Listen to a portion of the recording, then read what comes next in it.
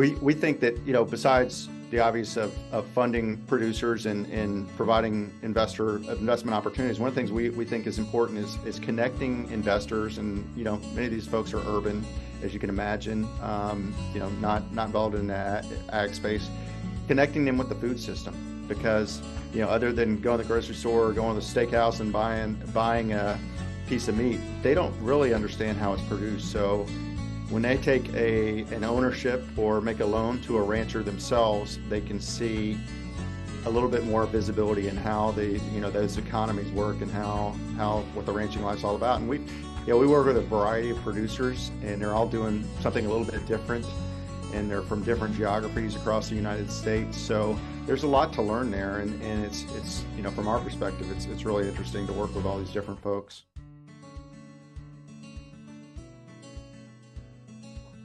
Hey, I'm Shaye, and I'm your host for the Casual Cattle Conversations podcast, the beef producer's place to explore new ideas and management practices to improve their lifestyle and operation. Now, before we dive into today's episode, I want to let you know that I am now open for speaking gigs. So if you want me to lead a workshop, be on a panel, or deliver a keynote at your next event, you can connect with me on my website, casualcattleconversations.com, and just use the contact box and I'll get back to you. So with that, let's dive right in to today's episode.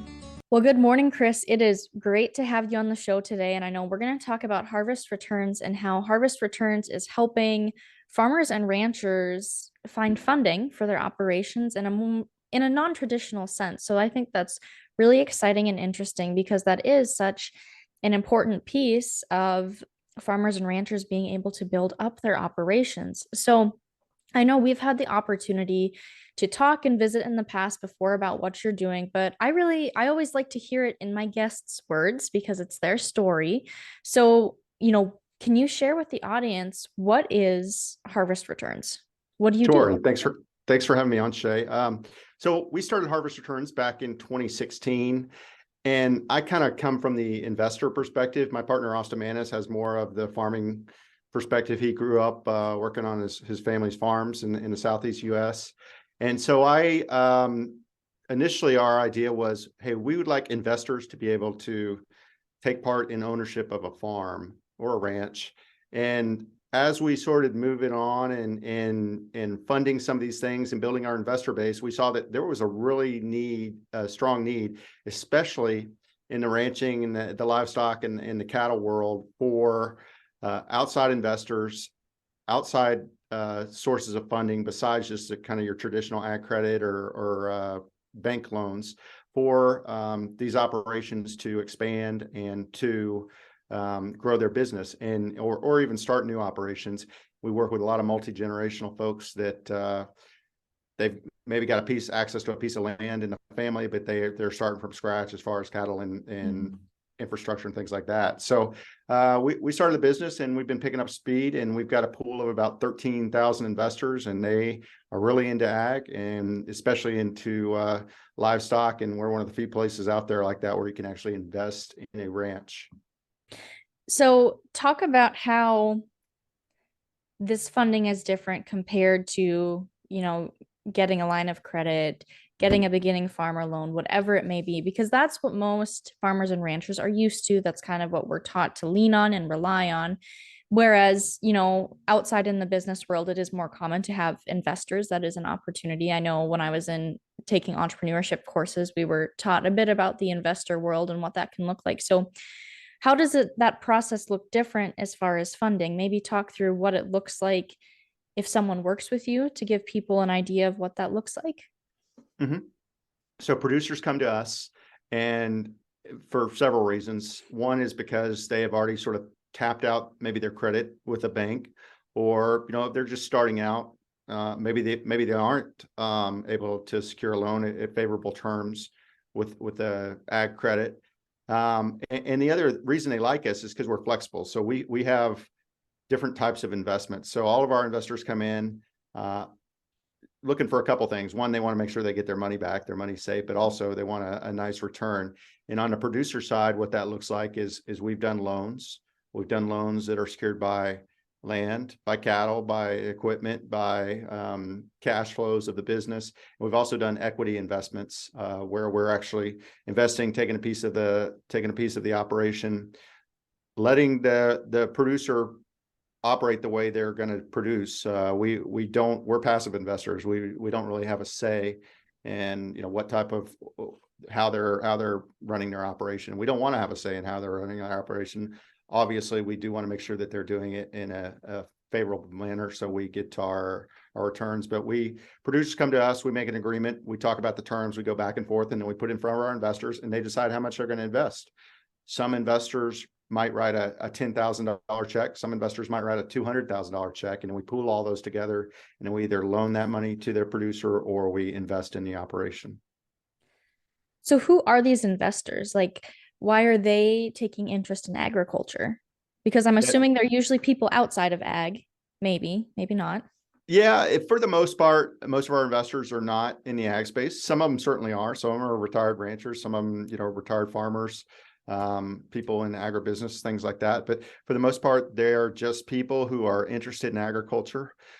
We think that, besides the obvious of funding producers and providing investment opportunities, one of the things we think is important is connecting investors. And many of these folks are urban, as you can imagine, not involved in the ag space, connecting them with the food system, because other than going to the grocery store or going to the steakhouse and buying a piece of meat, they don't really understand how it's produced. So when they take an ownership or make a loan to a rancher themselves, they can see a little bit more visibility in how those economies work and what the ranching life's all about. And we work with a variety of producers, and they're all doing something a little bit different, and they're from different geographies across the United States. So there's a lot to learn there, and it's from our perspective, it's really interesting to work with all these different folks. So you mentioned that they're passive investors, so they don't necessarily have a say in how a farmer or rancher is operating. They don't necessarily have a say in that, but they do want to make sure that it is a viable business, that it is going to be successful. Mm-hmm. So then what does that look like? Like, how are you vetting these operations or entities to make sure that they are going to be successful and provide that return to your passive investors? Yeah, so the two basic things we look for with a producer are, one, agronomy, experience doing what they've done, whether that means they've been in the ranching business for 20 years, or whether it means maybe they're in their young 20s and they're just starting out in their own business, but they've been working on, grandpa's ranch since they were, little bitty kids.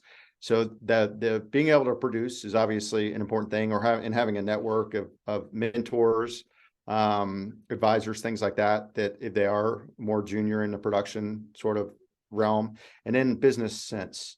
So there's a lot of different ways that you can bring on that sense. One, you can do it with outside advisors, mentors who have been producing for a while, or bringing together a team where you might have, husband and wife team, and one of them's focused on producing, one of them's focused on accounting and marketing and all those sorts of things, which as everybody knows, that's pretty common out here in the ranching world. So we like those teams. We like some level of experience, and then we're going to go through some pretty common vetting that any sort of bank might do, but also outside investors.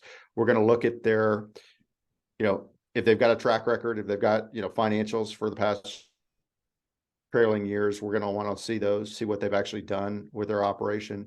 If they're starting from scratch, we're going to see what you're going to do in the next 5 years, what your business plan looks like, how you're going to market, how you're going to produce. We're looking at all those things. We're not going to make a judgment. Well, we are going to make a judgment like, okay, this looks realistic or this is unrealistic.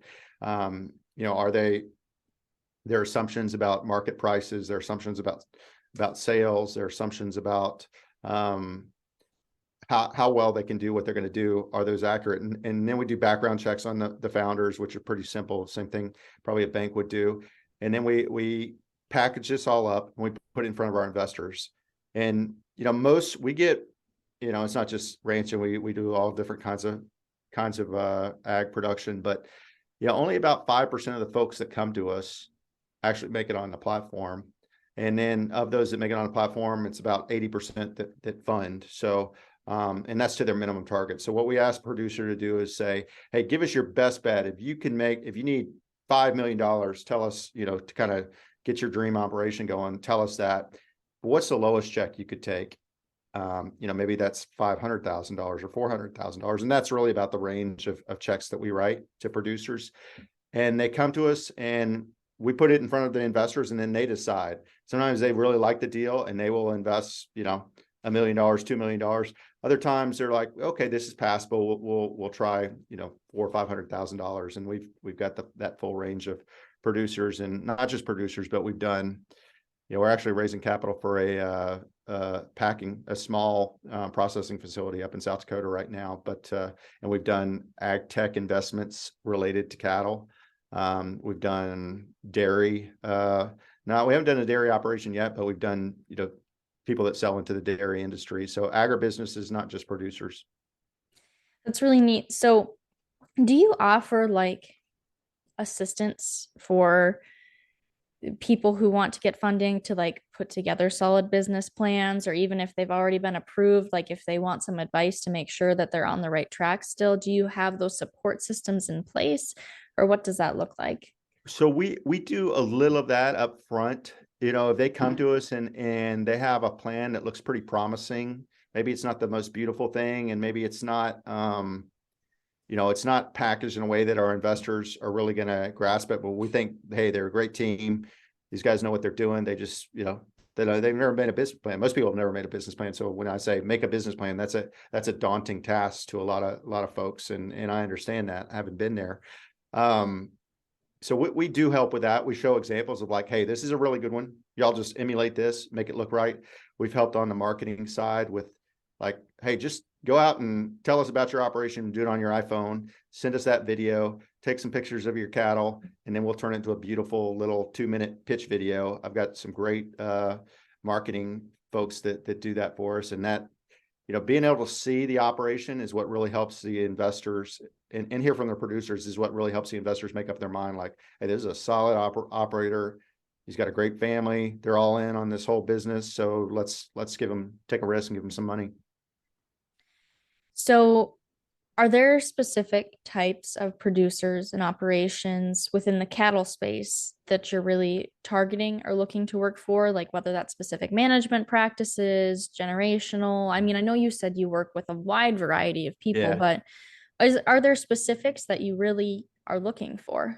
We do like this whole new, what's the word of the day, regenerative grazing or holistic grazing or, intensive grazing, whatever, that's sort of regenerating that. We do have some investors. Here's a funny story. One of our very first cattle investors or investments, it was a grass-fed ranch in Georgia. And I had a meeting with this guy. We don't know all our investors, but we know some of them. And I had a meeting with this guy in Dallas, and he's an urban guy, vegetarian. And he said, Chris, I don't eat meat, but I really like this ranch and what they're doing. So we're going to invest, however much he invested in it. So that's kind of the range of interesting investors that we have on the platform. Some don't even like meat for whatever reason, but they will invest in it. That is really interesting, but I think, if there was a common ground that they were able to find, that's also really cool for them to want to support meat production and agriculture. Yeah, and we are outspoken advocates of agriculture because ag is a big space. Everybody who's watching this is probably in the meat industry, or at least likes meat, right? However, there are those vegetarians and vegans and people out there like that this is a completely foreign space to. So even if they don't decide to invest, if we can educate them a little bit on, the benefits of the meat industry from a, health perspective, from an environmental perspective, beef gets such a bad rap, and it's unfortunate, as everybody here knows that, and it's not, some of it might be warranted, but most of it's not. So, part of our mission is to, support these American farmers and ranchers who are doing good things. So I kind of want to shift gears a little bit and get back to the process again. So if producers already have existing loans, are they still able to work with you I mean, is it dependent on what they have going on with their bank already, or what does that look like? Yeah, the easy answer is it depends. We have funded, we've done like second liens on land. We've done, some people have equipment loans, but they don't have loans on that. We've collateralized the cattle themselves. So, you buy a herd and it's insured, and you're growing that herd and you're going to sell it at some point. We've taken, that as collateral, and we're trying to get better at that by having, some of the cattle tracking systems involved, so we have a much better view of what the producer's doing. And sometimes if you've got too much debt, maybe you need equity. So maybe you need some outside investors to, over time, own part of your operation, and then we will structure it in a way that you can buy us out at a certain point. So, whether that's by refinancing the operation to pay us out at a rate, selling the operation. On the cattle side, we don't see that very often because it's, most of these folks are multi-generational and they just want to keep it going. But some of the other ag businesses, they, hey, we're gonna build this thing, we're gonna get it operating, and we're gonna sell it and then pay us off, or we're gonna take subsequent funding rounds. But like I said, that's not very common in the cattle space. And then we, so we're flexible and creative. That's the main thing that differentiates us from, say, a bank. Okay, now back to the business plan standpoint. You said that's a part of it, as it should be. But what if that plan needs to change? What's the flexibility there if they're working through part of it and they realize either, something within the business needs to shift a little bit, or something else changes? Like, where's the flexibility on that if they do need to make a shift? Yeah, life happens. Our main concern is always getting our investors their money back. So if a producer is doing something, he finds out it's not working and they decide to pivot, that's what we call is like, hey, we were trying to do this cow calf operation, is just not working out, so we're going to get into something else. That's okay, as long as we get our money back. Now we have that, I say that, and there's caveats, but for the most part, that's what we want. And that's why we, secure our loans, or we have equity investments that have, certain caveats in them, and it's happened. We had a producer, who COVID happened, and they were just, their whole model just didn't work. And they were paying us interest, and they got out of the cattle business, and they continued to pay us interest till they sold the land and paid off the note. And yeah, that was fine. It was disappointing, but it worked out fine because nobody lost any money. And, in the end, we were all happy. So what has been like the producer's response to this? How are people in agriculture liking having passive investors for funding instead of going to use traditional bank loans? Like, what has their response been? Yeah, so the feedback we've gotten from our existing producers is obviously, when you write somebody a $500, $700, $800,000 check, and they've been, trying to get that for a while, they're happy. But they like the way we do business. They like the flexibility that we bring to the table that they may not have in other ag financing sources. And I'd say a lot of our business is actually a referral business, which really surprised me at first because, I didn't, everything's a small world, right? Cattle industry, people tend to know each other. Row crop industry, people tend to know each other, know all the players, all those sorts of things. So we've gotten referrals and, raised capital based on referrals, and that tends to work well for us. So when you have producers work for you, what are some of the main challenges maybe that they face? Because whether that's through mindset or it's just different, like what are some of those maybe hurdles or challenges that they need to overcome first or during that process? Yeah, that's a question. So I think the first thing is, as we're in the let's decide to go forward and raise money for this business or not, is just getting their arms around the concept, because it's different. It's different in the ag world, and it's different especially in the ranching industry. So making sure everybody's on the same page is like, this is step one, this is what's going to happen. Step two, We're going to put this in front of our investors. Step 3 is they're going to decide how much to fund you. Step 4 is we're going to execute these notes, whether it's promissory note or a subscription agreement to invest into your operation, to your company. Step 5 is you're going to run the company. You're going to do what you told us you were going to do. You're going to provide us with updates, financials, and I would say in the most part, our cattle folks are much better at that than some of the other folks that we work with, some of the other types of farms that we work with. And I think it's because they've got to constantly, their inventory is always changing. Their herds are expanding or contracting, or they're going to auction or selling or whatever, so they're just better at, I think they're better at numbers in a lot of ways than some other types of producers. And then just making sure that they are, on the same page with us and our investors as far as what the expectation. So a lot of it's education upfront and then ongoing. Do the investors ever go out to the operations to see what's going on? I mean, you talked about that education side of it. So I'm just curious, that I could see that being really cool. I could also see people not wanting people to be out there. So I'm just curious what you see. Yeah. And so one of the stipulations that we do make when we work with a producer is, hey, we've got investors and they're writing checks, $10,000, $100,000 that they may want to come visit you, they're passing through town or whatever.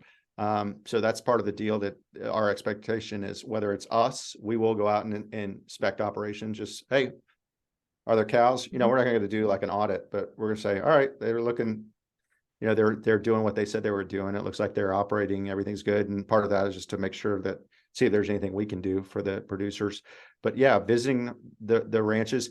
One of them, one of our producers, even, he made a whole business out of, or a, business line where he gives these ranch tours, kind of agritourism, and they go and they visit the fields and they check out the cattle, and he runs through the whole sort of, he's a regenerative guy. He runs through the whole sort of thing. And then they go and they sit around the campfire and have hamburgers, or, some sort of his products.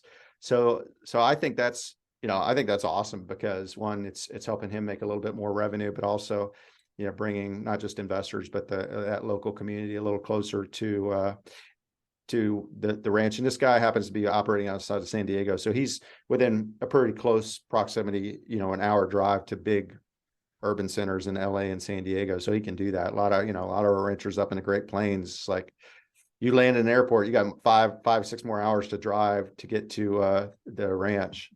So it's a little different situation. I know I'm personally an hour from the closest airport, and that airport only has 4 terminals. So yeah, we've got producers in Montana and Idaho and places like that where it can be a bit of a haul. Have you seen a lot of producers trying to do like agritourism, or even just other avenues of trying to create additional revenue streams off the land they're already farming or already ranching? I mean, is that a trend you're kind of seeing? I know I've talked about it before. It's been over a year we've talked about it on the show with a different group, but I'm just curious what that looks like.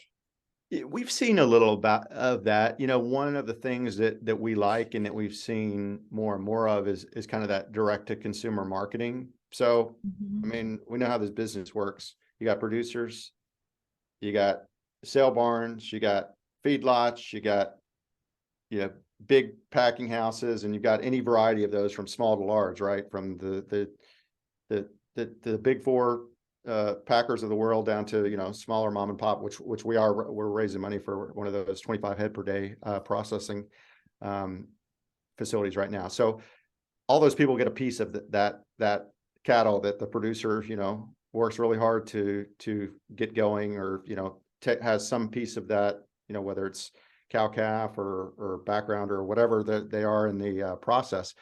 And so we like producers who are like trying to capture more of that value chain on beef. So whether it's, they sell some of their meat, maybe some of their cattle to auction, maybe some goes to some sort of direct to consumer sort of thing where they're doing their own branding. And the most successful ones seem to be really good at the marketing piece as well. I'm sure I know you've had folks like that on your podcast. So yeah, we see that. it's a big industry, and not every producer can do that, but some of them certainly can, and we like to work with those folks. Well, thank you for explaining that. Now, you really get to see the business side of farms and ranches. And sometimes I do really think as an industry, cattle producers are getting better about viewing their operations as businesses and not just lifestyles. But I'm always curious because it's still a shift that's happening. So, what are some of the biggest mistakes you see people make on the business side of their operations? Because you said you're not really approving a whole lot of people for funding, it sounds like. Was that 5% that you said Yeah, and earlier? that's all. And I would venture that I don't know the statistic, but on the cattle side, it's probably a little higher than that. 5% is all the deals that come to us, but cattle side is higher. We definitely have a higher. We're basically 100%. Like every cattle deal that has made it to the platform has funded, which I can't. It's only about 78, 79 for other types of businesses. Because like I said, we like cattle, and it's been done well for us, and it's done well for our investors. So mistakes, I don't know. I'd say, it is a commodity business for the most part. So differentiating yourself from that commodity, or, reducing that risk is important. But one of the things about business, and especially on our kind of business, which is investing, is risk management, right? So if a producer doesn't understand what his or her risks are, that's a problem.